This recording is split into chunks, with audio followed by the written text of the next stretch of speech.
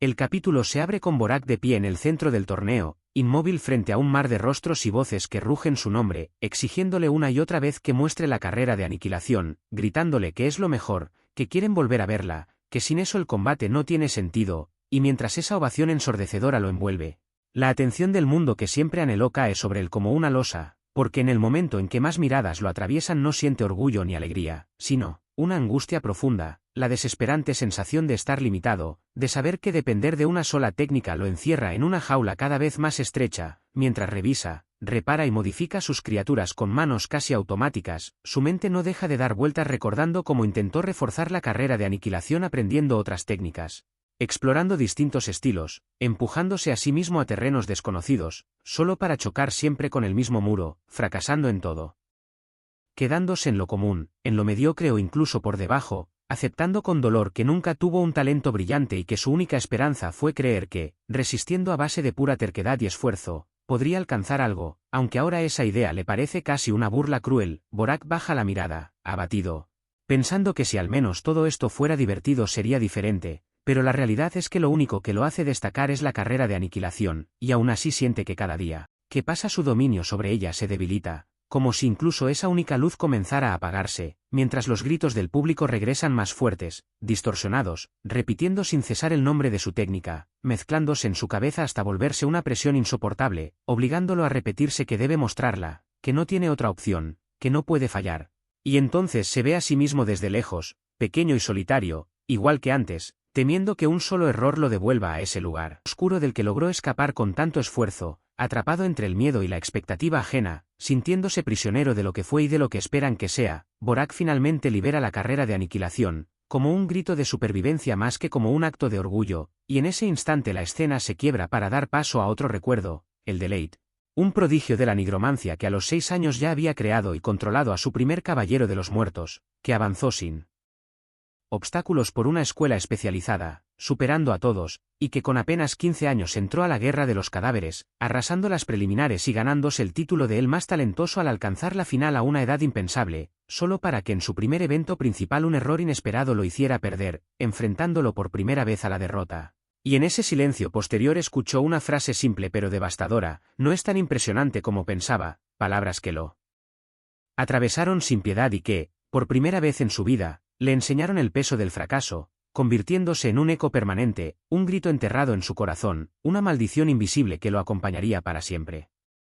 Luchó durante años de forma casi obsesiva para romper esa maldición que se le había incrustado en el pecho, entrenando sin descanso, superando límites que nadie más veía y empujándose hasta el agotamiento total, convencido de que si se esforzaba lo suficiente podría silenciar para siempre esa voz que lo perseguía. Pero cada vez que volvía a pisar el escenario de una final todo se repetía con una crueldad perfecta, porque en el instante en que las luces lo enfocaban y el público guardaba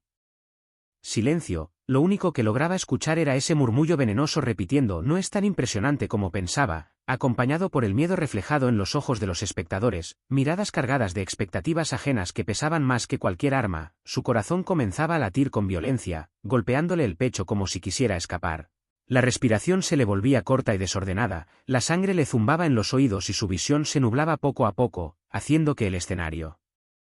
pareciera lejano e irreal, mientras sus manos temblaban sin control y ese pánico silencioso arruinaba incluso las técnicas que había preparado con precisión milimétrica, llevándolo a fallar en el momento exacto en que más necesitaba acertar. Aún así, él lo sabía, estaba convencido de que todo se resolvería si lograba superarlo una sola vez. Si conseguía ganar una final, aunque fuera por un instante, porque creía firmemente que una única victoria bastaría para romper el hechizo, para demostrarle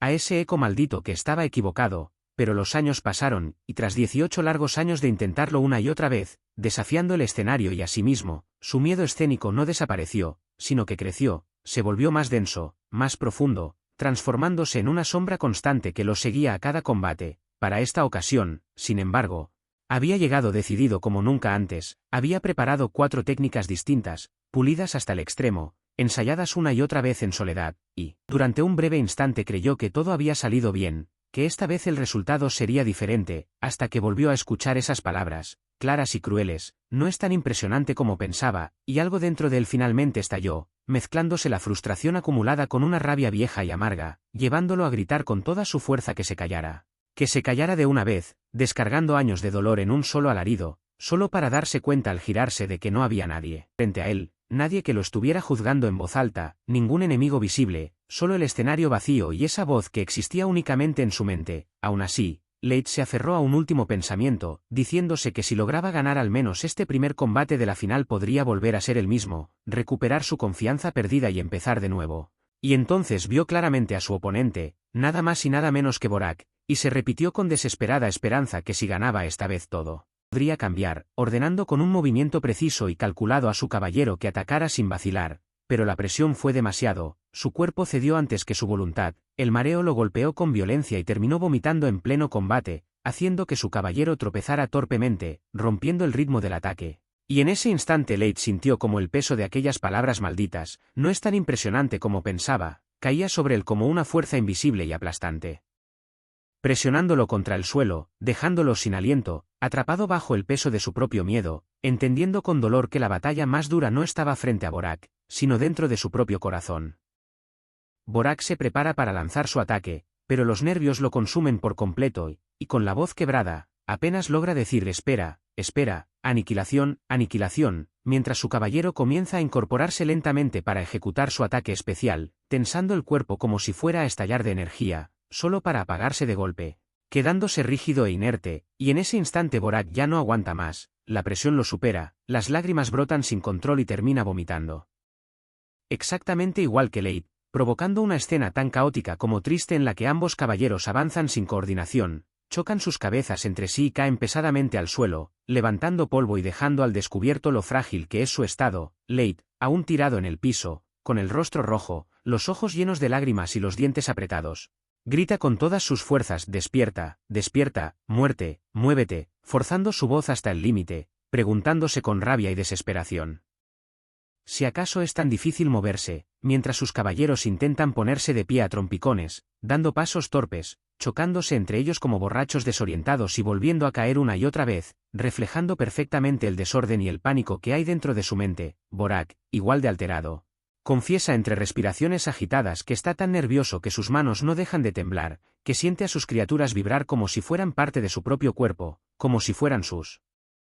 hermanos, y que su estómago le duele tanto que siente que va a darse la vuelta, pero aún así, con una expresión de pura determinación mezclada con miedo, sostiene su mano con fuerza para mantener la posición de ataque de su caballero, repitiéndose a sí mismo que no puede fallar, que no puede volver a caer, que no puede regresar a ese lugar del que tanto le costó salir. El público, al presenciar lo que está ocurriendo, queda primero en un silencio incómodo y pesado, como si nadie supiera cómo reaccionar, hasta que una chica rompe el mutismo diciendo con desconcierto ¿qué es esto? Es una pelea terrible, y poco a poco las risas comienzan a surgir, primero tímidas y luego más crueles, transformando el combate en algo absurdo, provocando carcajadas, burlas y comentarios hirientes. Mientras las personas que habían venido esperando ver la espectacular carrera de aniquilación muestran su decepción con suspiros, chasquidos de lengua y quejas, algunos diciendo molestos que van a perder su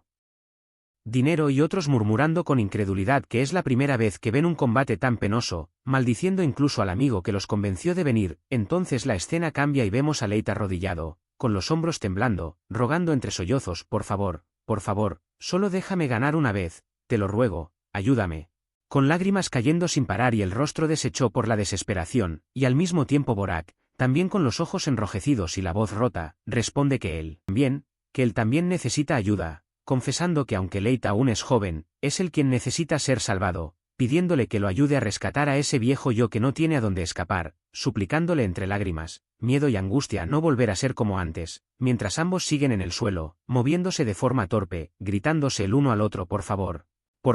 hasta que, casi como si respondieran a ese clamor desesperado compartido, sus criaturas comienzan finalmente a moverse por voluntad propia y a atacarse entre ellas, cerrando así este capítulo cargado de tensión, vergüenza y humanidad. Y no olvides dejar tu like, comentar qué parte te gustó, suscribirte que es muy importante para apoyar el canal y ver más vídeos. Espero de corazón que te haya gustado. Te habló Kota y nos vemos en el siguiente vídeo. Hasta la próxima.